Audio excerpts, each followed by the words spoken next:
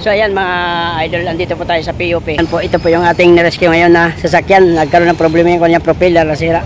So ito naman si tatay is lumapit, nagpapahinga ng tulong tungkol po dito sa kanyang Innova. So ito po yung naging No, sasabi ko nga umiilaw. Ito yung sasabi mo dito. po, yan yung washer na yan. Tapos ito isa. Now, umiilaw. Hindi, yun po yung check engine na po yun. Ibig sabihin po, yung check engine na yun, yun na po yung nagbibigay, nagsusumbong dito na may problema po na yung ano nyo, yung washer nyo. O yun po ang ibig sabihin nun. Tapos, nung lumamig na po siya, yun na po yung nakita nyo doon sa dashboard, nung pinandar nyo, kasi ano yun, yung doon sa dashboard, mawawala na yun, kaya namatay na rin yung sa dashboard nyo. Pero paano kayo ito? Parang bakit? Parang nag-loose eh. Dapat hindi rin gagalaw kasi yan. Dapat naka-fix, naka-built in yan eh. Ayun ay butas. Ano nga talagang kaya pala lumalabas yung So check natin yung kanyang, tingnan lang sa nating lalalim. Tingin lang ba? Maluwag nga po yung kanyang Pwede siya mahigpitan? Sa taas. Doon sa taas yung kanyang. Sige pare, pwede ka na mauna. Yung gamit paiwan na lang dito sa akin. So ayan, okay na yung ating unit na ginawa. So dito tayo kay sir, makatulungan natin. Bali itong dapat ito nakapix. Kulang sa paso. Yun lang eh. Ito talaga maluwag po yan kasi sa vibration po ng makina. Wala lang sa diin? Yun. Mayroon na siyang kunting patak. Wala na yan. Yun lang po. Yung pang inano kasi ni sir ay baka yung alternator niya raw may problema. So wala po kinalaman niya kasi anong model po ito tayo? Anong model po itong unit niya? 2023. So yun. So ayan, nagtaka siya kung bakit umilaw yung kanyang yung kanyang warning doon sa sa kanyang computer. Ayan, wala na po. Yun po yung tira lang po yan. Wala na po yan. Wala na yan? Tira lang po yan. Kulang lang po sa diin yung kanyang yung sa washer. Pero tumutulo pa rin? Wala na po yan. Bali, wala na po yan. So ngayon, pandarin po natin. Kasi dati kanina nung pinandar niya ay pagpasok niya lang is may check engine. So, check natin. Check it out. Ayan po. So, ayan. Pag-shut off po muna ng engine po. Pag-shut off. So, ngayon po, pag-on po niyan, pa-on po ng susi. Yun, natural lang po yan na may po lalabas po yan. Natural lang po. Pero ito, at saka yung dyan, kanina ayaw mawala. So, ngayon dapat pag-start niyan, mamamatay po yan. Yun, nawala.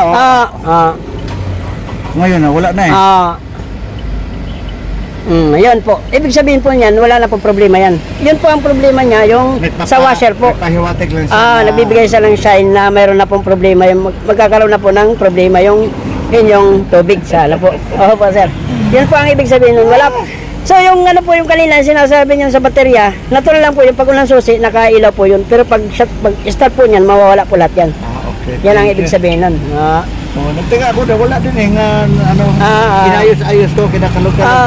Yun po yung lumuwag lang yung yung sa sakit niya. Oo, sakit niya, kaya nagpahiwatig siya nga yes sir.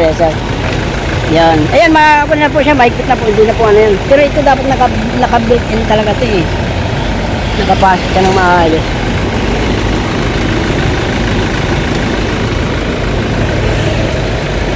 Hindi na yun, okay na po yan. Hindi na po yun na lang po ang vlog ka pala?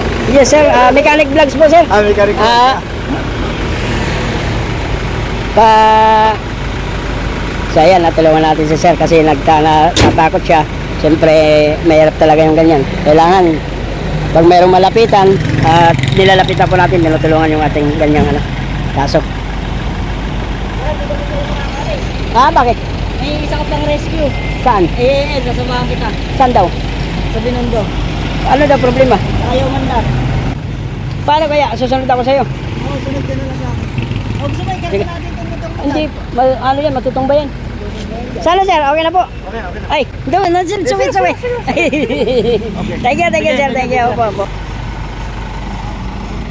So ayan, nandito tayo sa POP. POP School. So ayan, bali si sir yung humingi po sa atin ng tulong kasi ang akala niya raw is overheat yung kanyang sasakyan kasi nagkaroon ng error doon sa dashboard, nagkaroon siya ng check engine. So yun, ayan po, natulungan po natin si sir at thank you sir. Opo, salamat po. Yes, thank you. So ayan, naka-uwi din si sir, nawala na yung kanyang takot sa kanyang sasakyan. Yun ang ating ginawa pa. Maliban sa rescue, meron pa tayong natulungan na isang driver, si tatay. Yun po. So hanggang dito, ayan po yung POP School ng Santa Mesa. Dito po, shortcut po yan. So ayan, alis na tayo. Maraming salamat po. Dapat po ganyan, pagka meron po tayong problema, ganyan tayo mekaniko po. Sana po lahat po ng mekaniko ay makatulong po rin tayo sa isang ganyan lang, hingi po sa atin ng tulong na mga problema, ganyan po, gaya sa makina, mga problem. So dapat po matulungan natin kahit paano. So hanggang dito nating video, please like, share, and subscribe. Paklik na rin ang notification bell para update po kayo sa aking susunod na ipapakita ng video. Maraming salamat.